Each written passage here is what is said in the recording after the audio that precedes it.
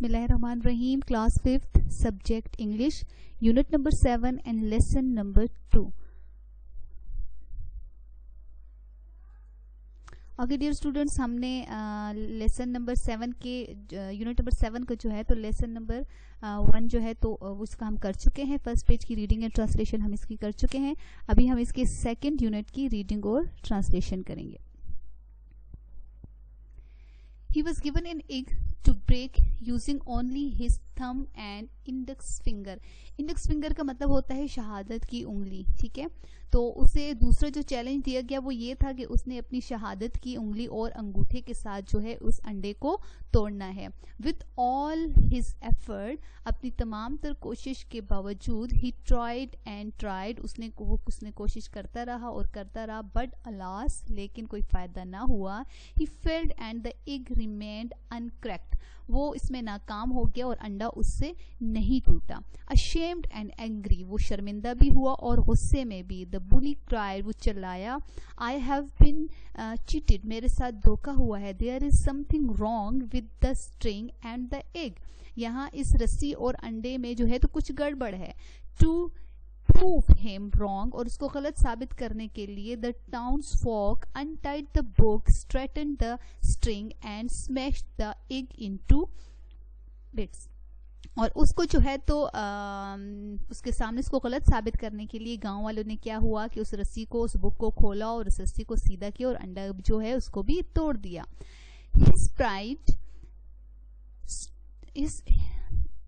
pride shattered just like the smashed egg, और उसका जो गरूर है वो भी टूटे हुए अंडे की तरह जो है टूट गया, किरची किरची हो गया. The bully from that day onwards never dare to bully again, और उस दिन के बाद जो है वो बुली जो है वो जिद्दी लड़ाका आदमी जो है उस दिन के बाद से जो है तो वो उस तरीके से लड़ाका नहीं रहा. फॉर इफ ही डिड, अगर वो ऐसा करता, people would gather round him and जीर, और लोग उसके गिर्द जमा हो जाते और हंसना शुरू कर देते उसके ऊपर के. Can't straighten a string, can't break an egg, के रस्सी नहीं सीधी कर सका, अंडा नहीं तोड़ सका. But don't laugh at the bully, because neither you nor the strongest man on earth can do it. लेकिन कभी भी किसी के ऊपर हंसना नहीं चाहिए, क्योंकि कोई भी इतना ताकतवर जो है उस जो है तो नहीं होता. This story shows that we are all powerless, और ये कहानी हमें ये बताती है कि हम सारे के सारे जो है कुव्वत नहीं रखते. For we can straighten a string, can't break an egg, क्योंकि हम में से कोई भी जो है एक रस्सी को सीधा नहीं कर सकता और एक अंडे को नहीं तोड़ सकता. तो हम में से कोई भी इतना ताकतवर नहीं है. ओके डियर स्टूडेंट्स, हम एक्सरसाइज की तरफ जो है बढ़ते हैं, और कुछ हमें यहाँ पर वर्ड्स दिए गए हैं, जैसे कि define each of the following words using dictionary. Astrology, astrology जो है the study of movement and position of stars, sun and moons. ठीक है, लेकिन इस्लाम में, हमारे मज़हब में ये सितारों का हाल बताना, ये सारा कुछ इनके बारे में कुछ पेशन गोई करना, ये बिल्कुल हराम है. तो एस्ट्रोलॉजी कहते हैं study of movement of position of stars, suns and moon. Philology कहते हैं study of languages and lectures को. ठीक है, और इसके अलावा हमारे पास जो है तो सोशियोलॉजी कहते हैं स्टडी ऑफ सोसाइटीज़ को, यानी कि मुहाशरे के ऊपर जो है तो बात वगैरह जो की जाती है. Etymology the study of the sources and development of words, यानी कि अल्फाज के बारे में मालूमात या इल्म जो है तो कि कौन सा लफ्ज़, जिस तरीके से हम अगर उर्दू बोलते हैं तो उर्दू में बहुत सारे लफ्ज़ अरबी के हैं, फ़ारसी के हैं, तो इस तरह इंग्लिश में बहुत सारे लफ्ज़ जो हैं वो ग्रीक्स के हैं और मुख्तलिफ़ ज़ुबानों से लैटिन वर्ड्स हैं, तो मुख्तलिफ़ ज़ुबानों के वर्ड जो हैं तो आए हुए हैं. आइडियोलॉजी, इमेजिनरी, आइडियोलॉजी कहते हैं नजरिए को, इमेजिनरी और विजनरी थ्योराइजेशन. अच्छा, pathology the branches of medical science that studies the causes and nature and effects of diseases. Psychology the science of mental life. Theology scientific study of different religion, यानी कि मुख्तलिफ मज़ाहिब के बारे में जो तालीमात जो है तो दी जाती हैं. Metrology the scientific study of measurement. ठीक है, and zoology the branch of biology that studies animals, जिसमें हम जो है तो एनिमल्स के बारे में तो है पढ़ते हैं. Okay dear students, question number A हमारे पास परफेक्ट टेंस.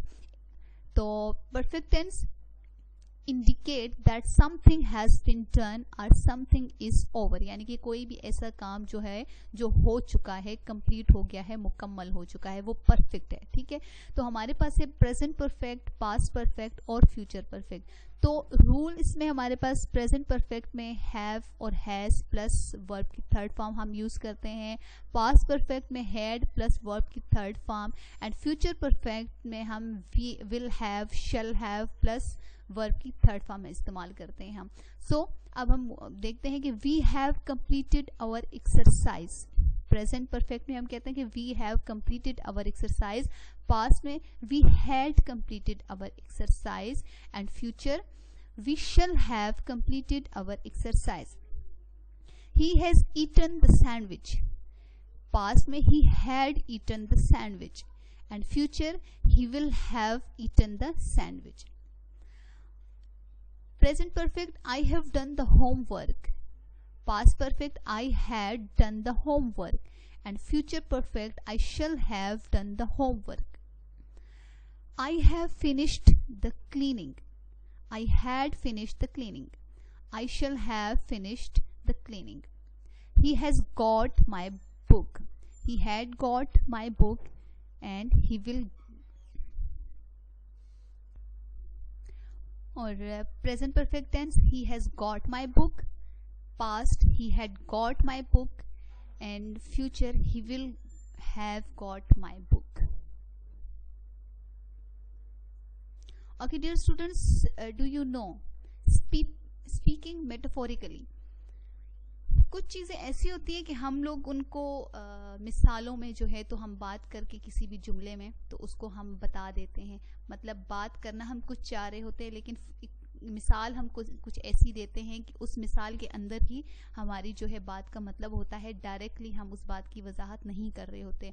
इसी तरीके से कुछ मुहावरे होते हैं, ठीक है, इडियम्स होते हैं, प्रोवर्ब्स जिन्हें हम कहते हैं, कि मीनिंग उनका, जैसे कि अभी हमारे पास कुछ हमें पिक्चर्स यहाँ पर दी गई हैं. अब देखने में इनका जो मीनिंग है वो सही बताया जा रहा है लेकिन हकीकत में इनका मतलब कुछ और है. ठीक है, तो अभी इन प्रोवर्ब्स के जो रियल मीनिंग है वो मैं आपको बताती हूँ कि इन पिक्चर्स का जो है तो रियल मीनिंग इनका क्या है, इन प्रोवर्ब्स का रियल मीनिंग क्या है.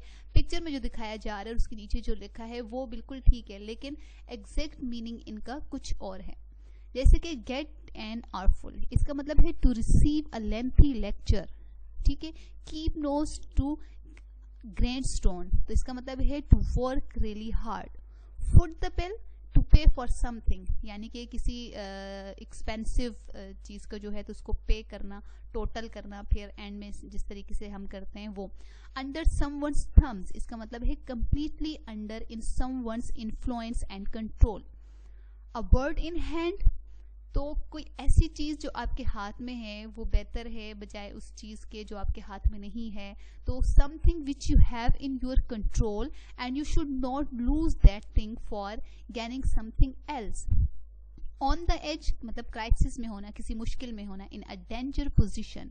बीट अबाउट द बुश, तो बीट अबाउट द बुश का मतलब है discuss a matter without a main point, किसी खास बात को छोड़कर इधर उधर की बातें करके तो मामले को खत्म कर देना और खास पॉइंट की तरफ ना जाना. ए टिगर्स ड्रॉन, तो इसका मतलब है कि वेरी एंग्री टूवर्ड्स समवन्स. ठीक है, किसी के लिए बहुत ज्यादा गुस्से में रहना. Couch potatoes, a person who takes an exercise and watches lot of television. ठीक है, something fishy, तो इसका मतलब है कि something wrong.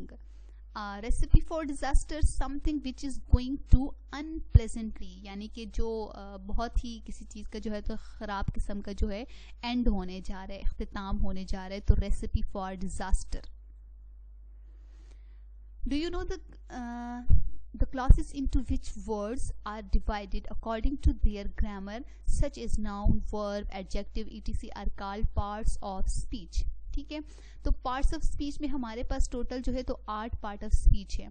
तो वर्ब है, प्रोवर्ब है, noun, pronoun, adjective, adverb, preposition, interjection, conjunction, ठीक है। तो ये सारे के सारे हमारे पास पार्ट ऑफ स्पीच हैं।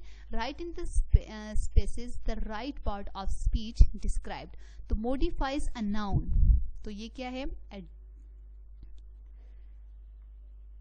मॉडिफाइज अ नाउन जो है हमारे पास, ठीक है। तो एडवर्ब है। Express an action, verb. Names a person, place और थिंग, नाउन। यानी कि naming things are called noun, ठीक है। डेफिनेशंस हैं आगे, हमने इनका राइट जो पार्ट ऑफ स्पीच है उसको हमने लिखना है। Join two words and words groups, conjunction. shows the relationship between a following noun, तो preposition, or pronoun and some other words, तो preposition takes the place of a noun, तो pronoun जो noun की जगह यूज होता है तो वो प्रोनाउन होता है। एक्सप्रेस सडन इमोशंस, तो इंटरजेक्शंस, ठीक है। Thanks a lot dear students, ये था हमारा यूनिट नंबर 7 जो यहाँ पे कंप्लीट हो चुका है। तो होमवर्क आप लोगों ने अपनी कॉपी पर करना है, जो काम आपकी बुक के ऊपर करने का है उसको आपने बुक के ऊपर नोट करना है और लिखना है, और बाकी का एक्सरसाइज का काम आपने अपनी नोटबुक के ऊपर करना है, और रीडिंग को 2 से 3 दफ़ा आप लोगों ने ज़रूर करना है। Thanks a lot.